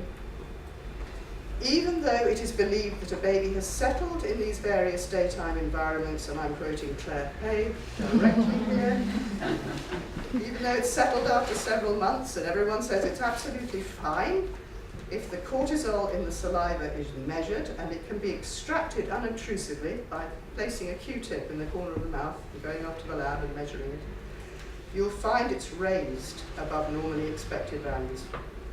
Not only that, but with an infant at home with its mother, any cortisol levels are normally reducing towards the end of the day, whereas away from her, and particularly if in a stressful environment, the levels continue to rise. Continual, uncontrolled raised cortisol levels are known to suppress the immune system and weaken it quite a lot. That's the work of Watamura again. His work is very interesting because he did all his work on very high quality childcare with children from very stable homes, and even there the immune systems were crashing. Cortisol also suppresses the digestive system, and it suppresses protein synthesis that you need for brain growth. The rises are not always necessarily very great.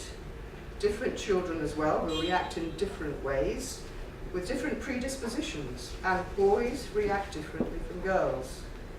Boys don't take separation quite as well at this early stage in life, and a recent Alan Shaw paper shows this very clearly in his 2017 paper. Just to digress from infant stress for a moment, there is some great research about the differences between the brains of males and females. I point you to the work of Swain and Lauberborn on the list, and also Alan Shaw. And as a bit of light relief, there's been some very funny research by the company that manufactures Lemsip. This company did some research on what wakes a man and what wakes a woman at night. they discovered that with women, whether they'd had a child or not, it was a baby's cry that topped the list for them. However, a baby's cry didn't even appear on the man's list at all. This was topped by the sound of a car alarm. And that was followed by a howling gale, and then a buzzing fly. No baby cries. Men are different, really. And another point about a baby's cry from Loverbourne's work: when the baby cries, a mother's frontal cortex is activated and a speedy, visceral, emotional response is triggered to cause her quickly to attend to the baby's needs. But the father's brain responds differently. His reasoning and motor centres are seen to be activated most strongly by an increase of blood flow there. He's thinking, what's the problem? Is there a threat? What should I be doing to solve it? Where should I go to solve it? Perhaps in ancient times, is there a wolf outside?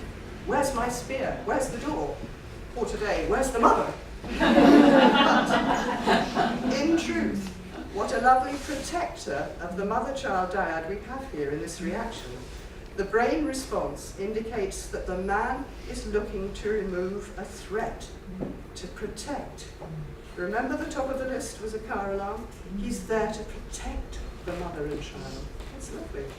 So, we're looking at how we can actually measure cortisol levels in tiny children, and these measurements tell us that we know for certain that babies and young children do indeed experience stress. But can they actually manage their stress? For babies, the answer is barely at all. Just very little, perhaps by putting their thumb or their fingers in their mouth. You may have seen that, but that's it. You may remember earlier I asked the question of whether infants could handle stress, and the answer we see is not really. Others have to manage their stress for them for the first 2 to 3 years. Think of it like this. The baby feels stressed and cries. This could be for any number of reasons. You well know: exhaustion, unfamiliarity, pain, an unpleasant noise, confusion. Whatever the reason, the mother will normally quickly pick up the baby and try to soothe and comfort them. This soothing action and her reassuring voice, very important to mother's voice, will release the endorphins and the hormone oxytocin in the baby, which counteracts the effects of cortisol and releases comforting, bonding emotions as well. This is all a powerful help to calm the baby down, while any practical steps, of course, can be taken at the same time. So this pattern will be repeated many, many times throughout the days and weeks of the first couple of years as the baby's stress is actively, regularly, quickly, and caringly managed in this way by loving, reliable attention. Thus, a pattern is set up so that by the time the baby is somewhere between 2 and 3 years old, the toddler is stressed, cries, the cortisol is released, the brain of its own accord knows to release the endorphins and oxytocins to help soothe and calm the child. Constant loving attention in those first early years has helped the little child's brain to learn to self-regulate its own stress. It has learned the pattern, if you like.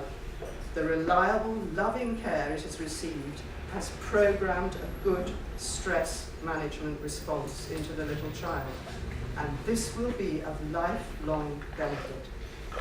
Children not regularly and quickly and reliably comforted when stressed throughout infancy will have more difficulty in self-regulation in the years to come. These might be the children in reception class who are a little more edgy than average. They find it harder to settle. They fidget and move about a lot and demand and need a lot more attention in general. These little ones have impaired self-regulatory systems. Adults are still needing to manage their stress for them. This shouldn't need to be the case. In adolescence, other issues can arise as a later consequence, particularly anxiety in girls, Berge, and poor empathy and raised aggression in boys, Alan Shaw again. Those children who have experienced a lot of serious emotional neglect will, of course, show more profound problems. There are a whole range of short and long-term outcomes of infant stress, and the research areas covered include many academic disciplines. I'll only have time to cover a few, and it will be a little bit in list form, but I hope some of the points will come across. Persistent early life stress, and that's important to remember, persistent, is known to alter cognitive as well as emotional brain networks. That's the work of Chen. Early stress and maternal separation can alter metabolic rates in infants, and there is considerable evidence now indicating the longer an infant spends in out-of-home care away from the mother in the early years, the greater the likelihood of a propensity to obesity. There's a lot of papers on that. Jeffroy, Hawkins, Stettler, and Kim for a start. Some new work on this that may need further verification shows that when hormones associated with stress are persistently disrupted, there is an increase in cells that convert to fat.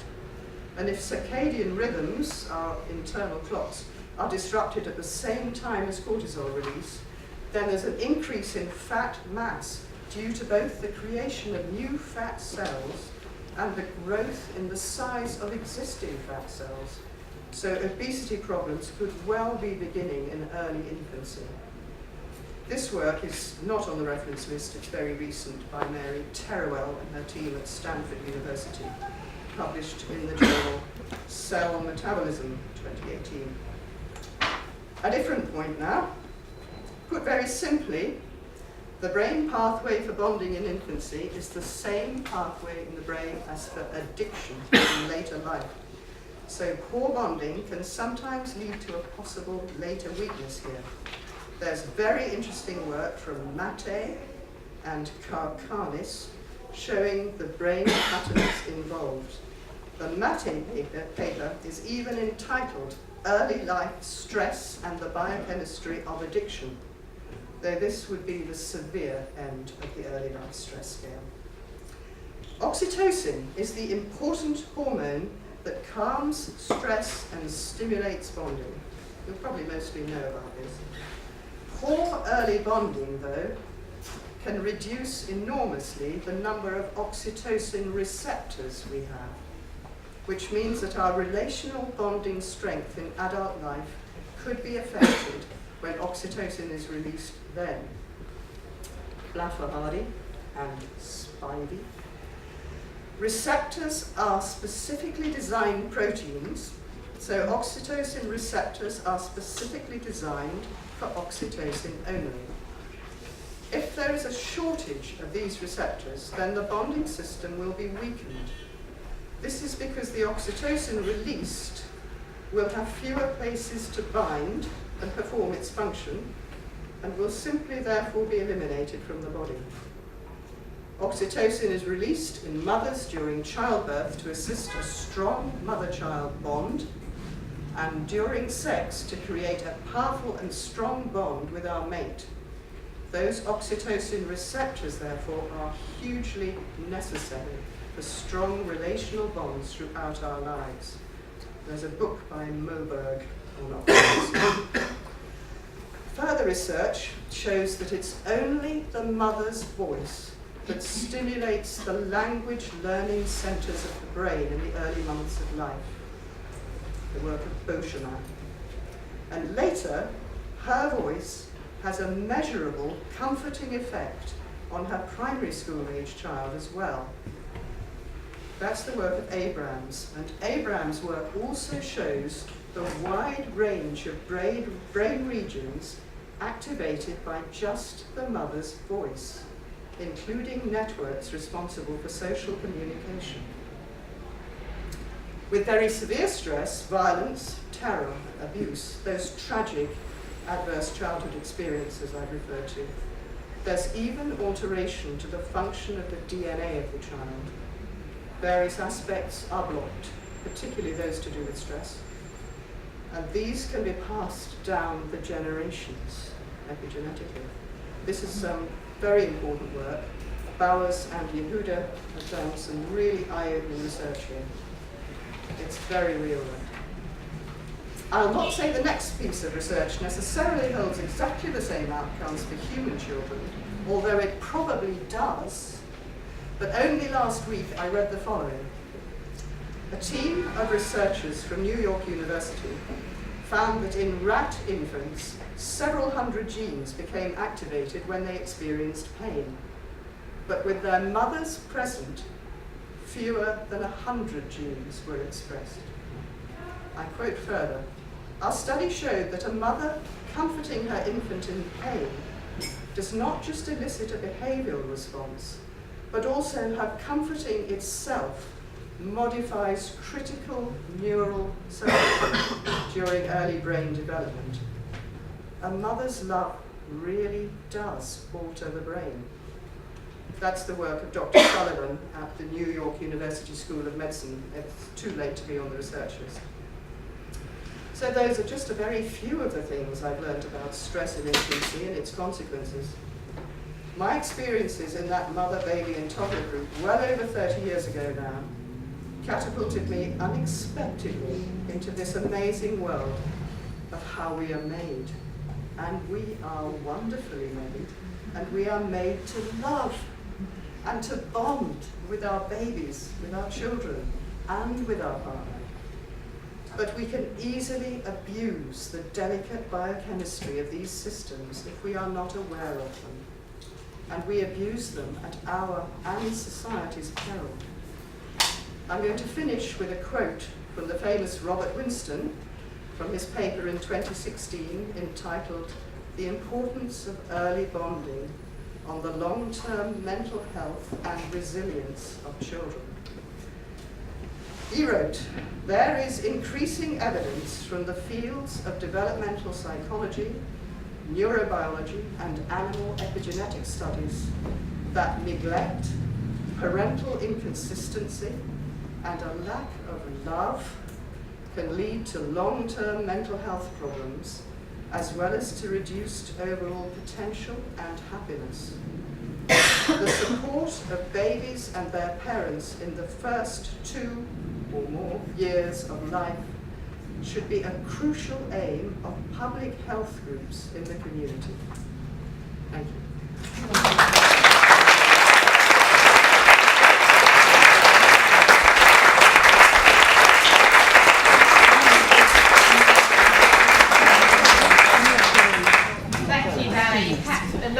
I think between us, hopefully lots of us here are thinking, phew, I'm glad I was home with my children. But then you think, oh no, you know, most of the country aren't. So my question, I'm just going to kick off questions, is anyone listening? No, not at all, I'm afraid. It's very difficult work to present because I try not to do any value judgments. This is purely the science of what's going on, which is what interests me.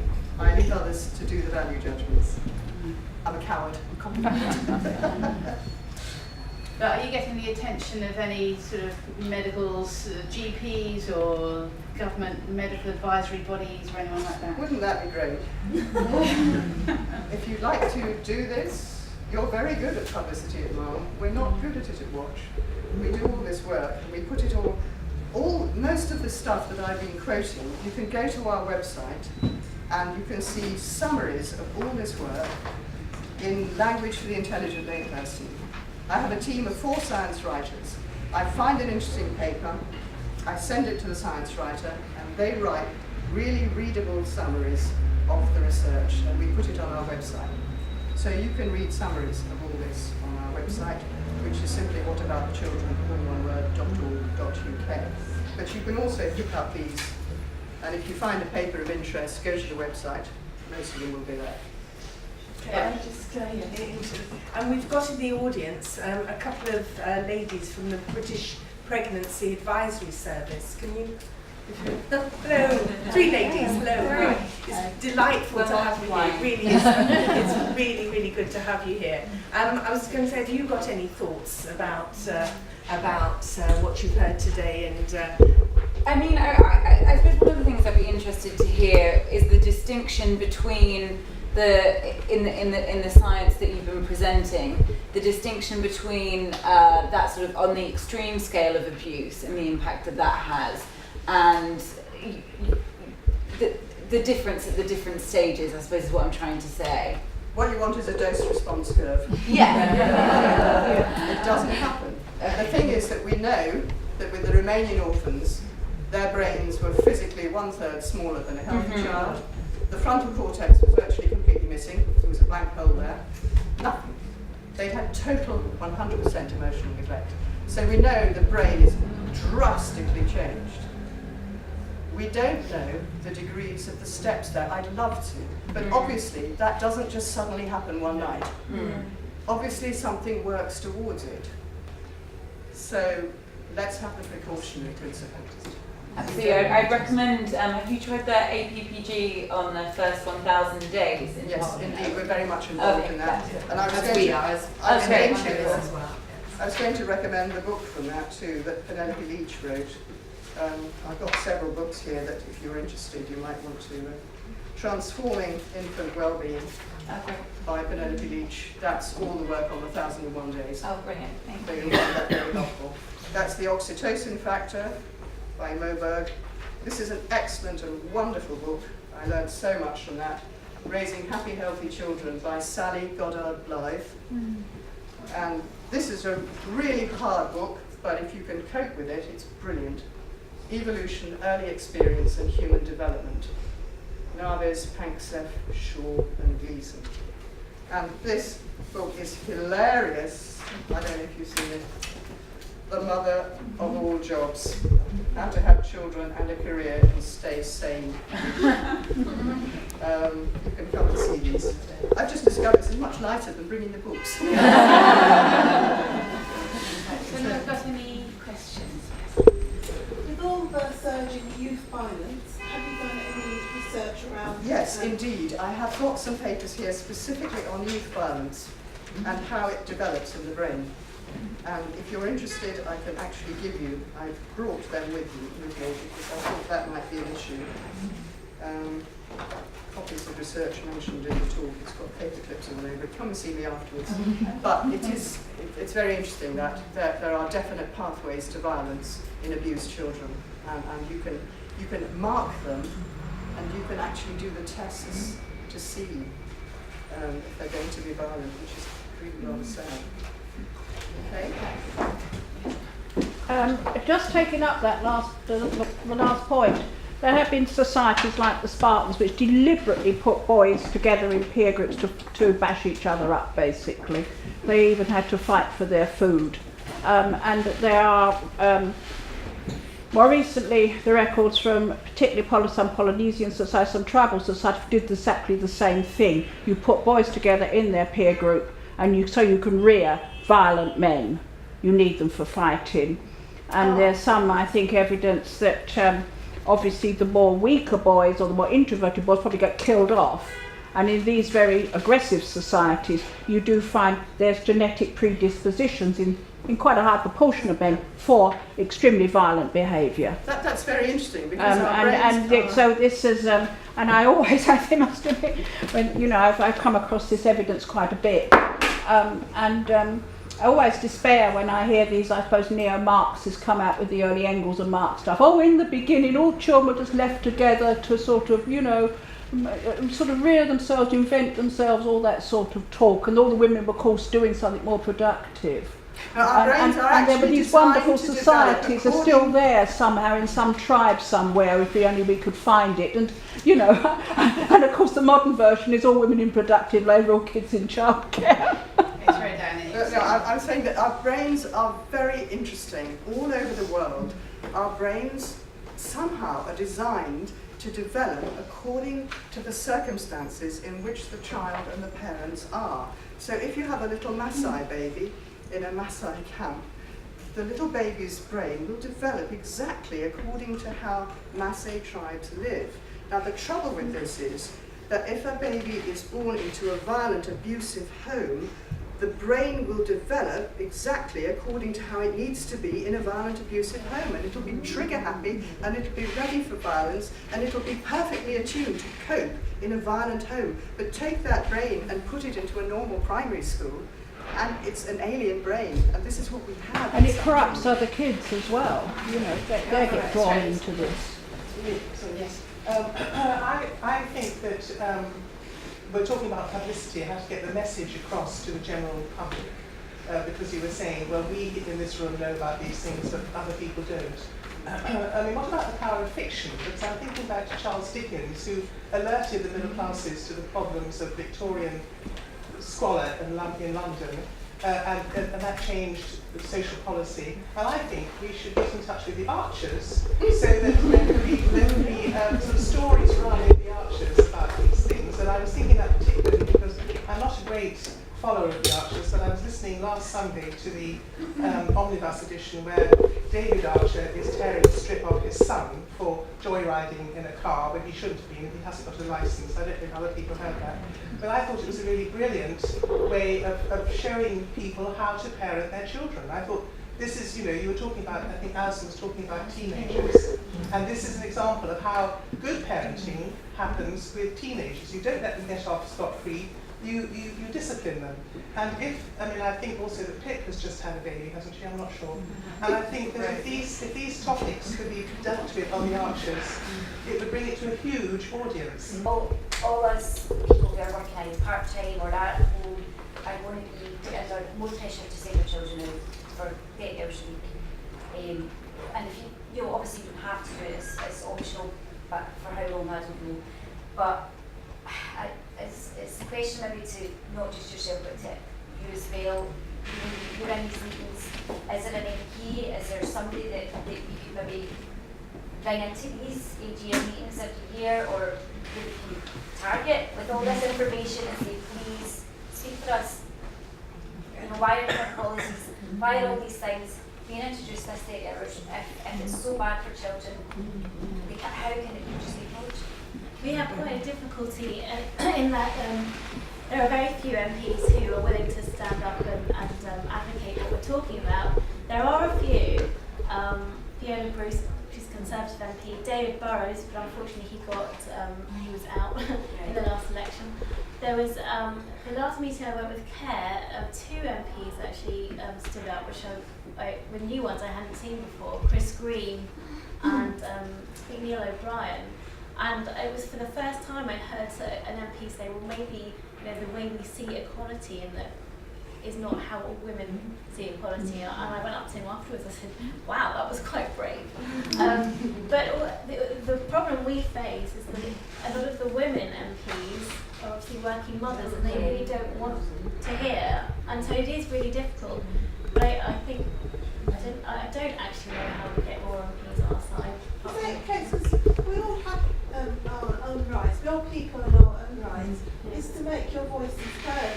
We actually, we said it before, we raise the next generation. We're just not just resting on laurels saying, oh, it's the men. We actually raise the children, whether you're working or not working full time.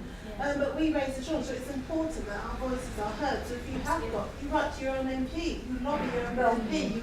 I haven't had any response. You get people in your area, if you go to baby groups, to lobby the MP. Once a certain number of voices are heard, then they will take action. Because that's what we need to catch an MP or a few who are sympathetic to it.